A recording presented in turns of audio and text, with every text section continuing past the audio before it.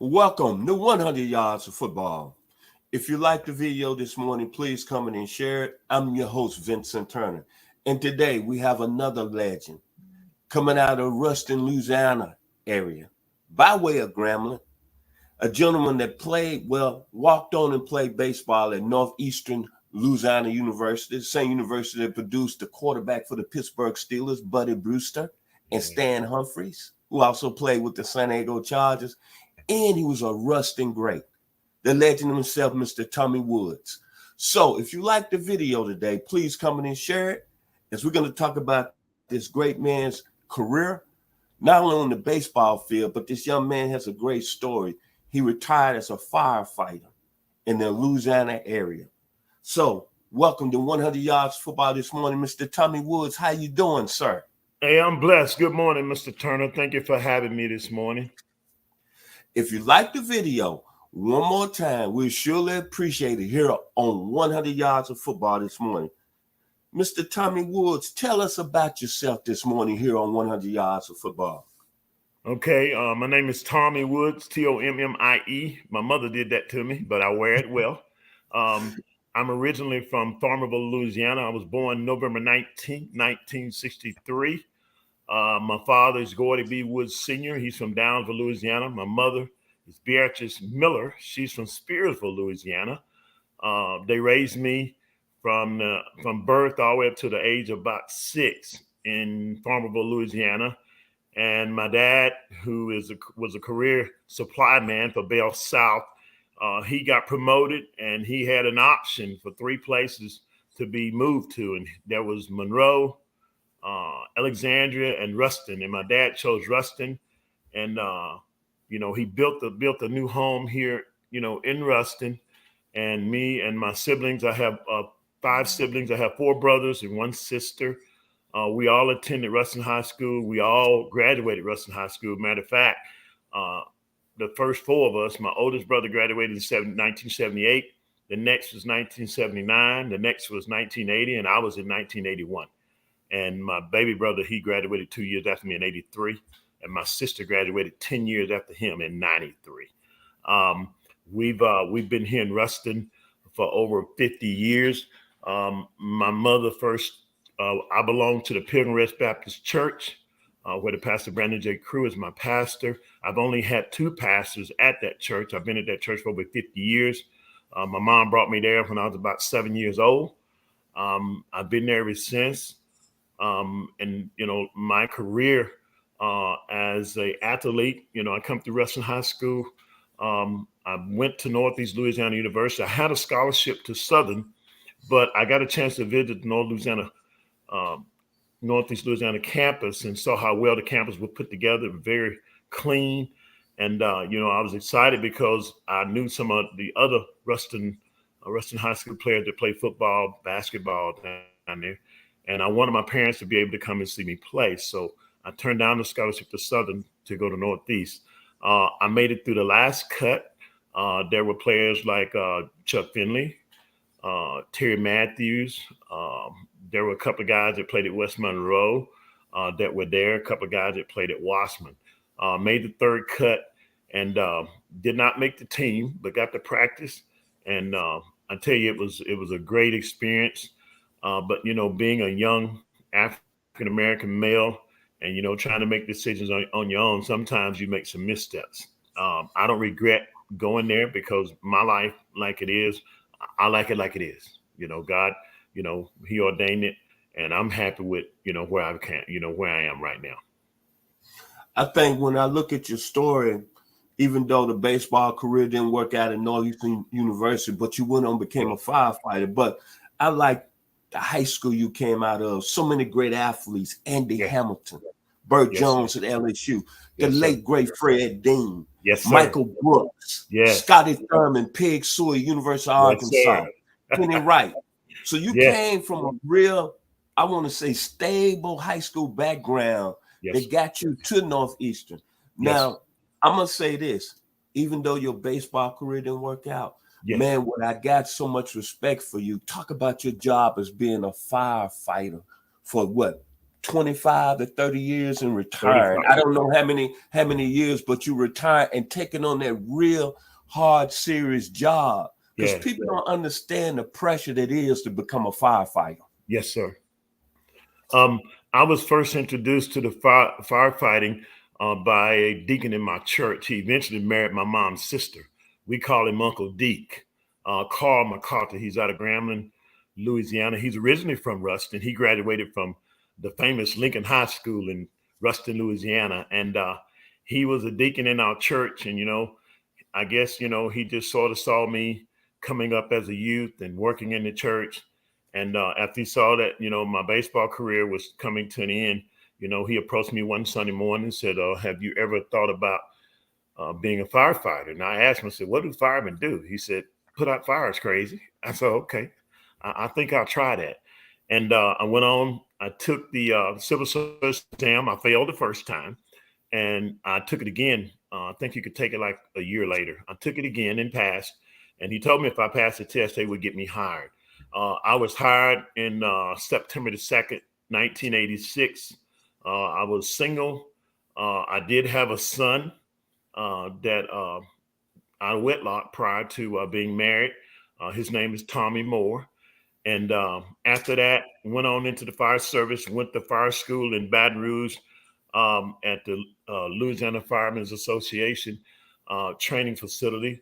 And I graduated that same about 6 months after I was down there and made it back to Ruston. They put me on the line. I worked as a firefighter for 10 years. And, there was some ups and downs. And a lot of that was because of myself being young. I loved to play the game of softball. I was replacing baseball with softball. And I was running back and forth, playing in different cities, different towns. And whenever that happened, we, myself and some others, whenever I did that, I was able to, sit down with some people at the fire department, including Carl McCarter, James Austin, Terry Lewis, Jerry Lewis. These were some African-American men who were working at the fire department who had experience. And they told me, when you come here, you need to strive to be the best that you can be.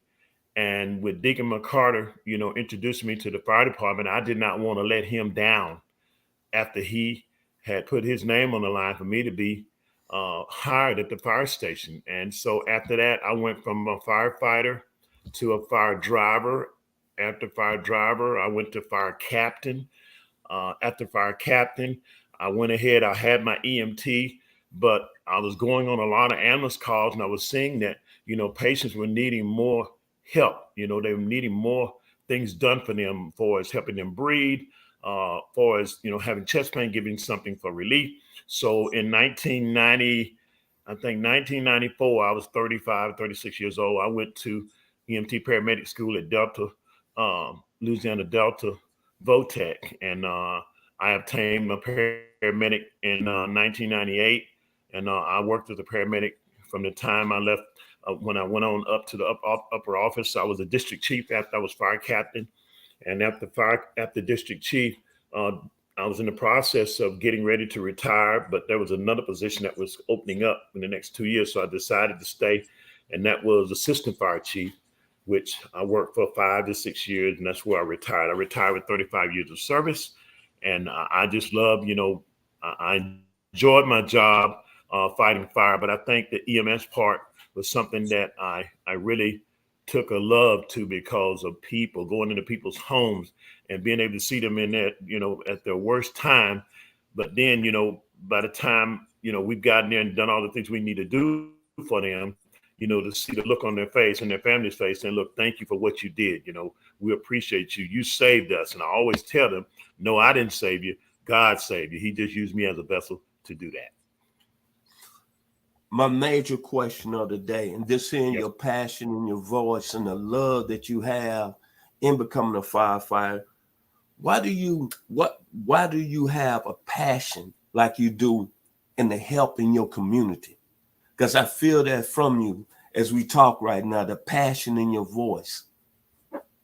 Well, before I got out of high school, I made a major mistake as a young kid. I was involved in some things outside of school, where I was with some guys that stole some guns, and I was the oldest in the bunch. I was 16. The other two young men were 14, and we got in trouble. And like I said, I was charged as an adult, and that could have been actually really the end of my life. I could have been in jail for 10, 20 years.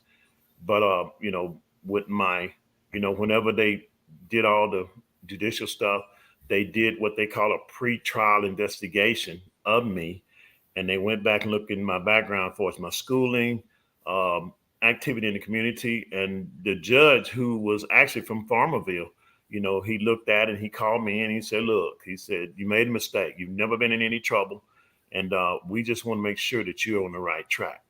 So what they did, we did what's called a plea bargain.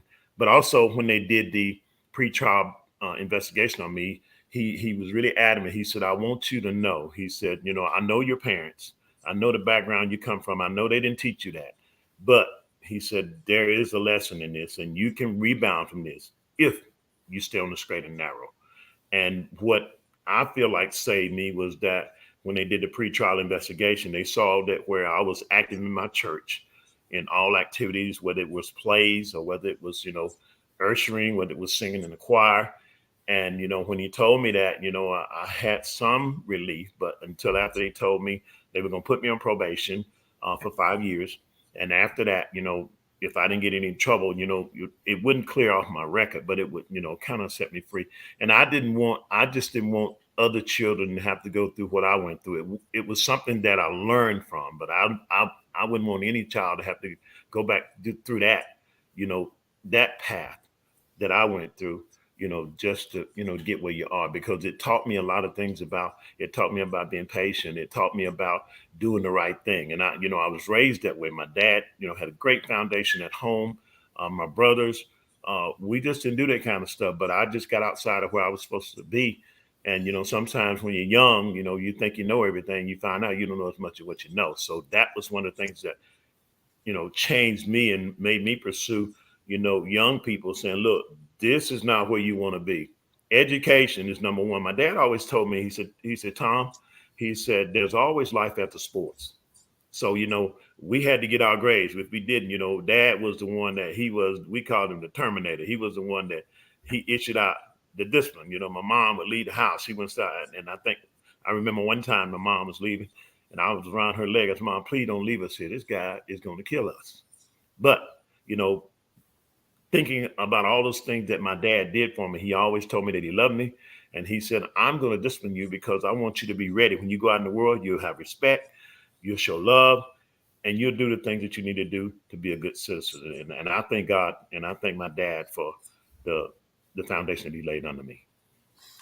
Talk about some of the volunteer services that you're a part of, that you've helped in the community and helping our youth Yes. throughout Louisiana. Let's talk about your volunteer services, which I'm very impressed with your list. Okay. I'm a member of the Ruston Kiwanis Club. I also cook for the Boys and Girls Club of America of Lincoln Parish, and it's Ruston and Duboc. I also do some cooking for the sheriff department at most of the activities that they have dealing with children. I'm usually there helping cook and set up things for the children.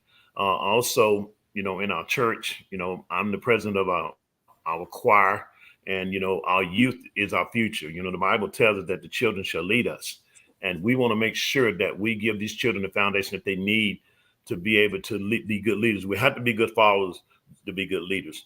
Also, there's some youth baseball. I have some kids that that I usually work with. I have a couple of nephews who are aspiring to be baseball players, and usually we go to the park. We're hitting, we're batting, we're fielding grounds. Some are just really the small, basic techniques. Because having basic skills, that's the first part of baseball. You need to know how to field. You need to know situational baseball. When a bunt happens, what to do. And those are some things that, I really enjoy, giving back, because I can't do it anymore, but I just enjoy watching, our young men coming out of Lincoln Parish. And my dream is to see a lot more our African American males in the major leagues. Okay, the final question. You being an outstanding baseball player in your younger years, especially at Ruston High School, what would be your starting lineup, your all-time starting lineup in a Major League Baseball All-Star game? You can go all the way back to the 40s, the 50s, Okay. the 60s, the 70s, 80s, up till now. What would Okay. be your starting lineup? Oh man, I'm excited about this, man. Well, leading off would have to be our own Lincoln Parish, Ralph Scooney Gar, with his speed and with him batting, batting on the left side. I watched him drag bunt, man. Probably one of the best I've ever seen. Batting second would probably be Ricky Henderson, because, like I said, usually, you got speed at the top. You got your leadoff man, and then you got both of these are base stealers. And batting third, I'd probably have King Griffey Jr. Have him batting third. Fourth, none other than Barry Bonds, quickest hands in baseball. Fifth, David Ortiz. Sixth, we got to put the man himself, who broke the color barrier. So Jackie Robinson, he'll be at second base. And the Wizard, Audrey Smith, shortstop. Third base is kind of tight. I like Craig Nettles. I like Brooks Robinson, but I like the Mad Dog, Bill Madlock, the Pittsburgh Pirates. Center field, oh yeah, we got to have the Say Hey Kid, Willie Mays. Right field, like I said, I'm a Pittsburgh Steelers fan, and I'm Pittsburgh. Right field, probably Dave Parker, the Cobra, for his defensive skills. And, like I said, he had quick hands also on that left-hand side. Left field, oh, it's just so many, man. You can go back. I'm going to say, oh, man, that's a good one. I'm gonna go with, and I'm going with him because of his bat, Tony Gwynn, even though he played right field, but Tony Gwynn would be in that lineup also. My pitchers, I'm gonna have to, Bob Gibson, Greg Maddux, old as he was, the Satchel Paige. One more would probably be, oh man, he's from Ruston also, James Rodney Richard. Amen. A tremendous baseball lineup. As y'all can see on 100 Yards Football this morning, Mr. Tommie Woods' baseball knowledge is at a high level.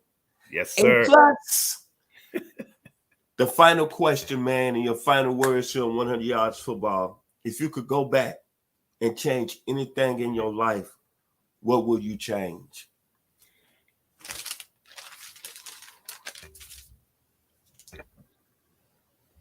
Nothing.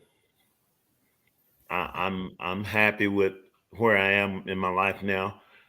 I'm not happy about some of the things that happened on that journey, but that's a part of my story. The journey that I took, the things that I did.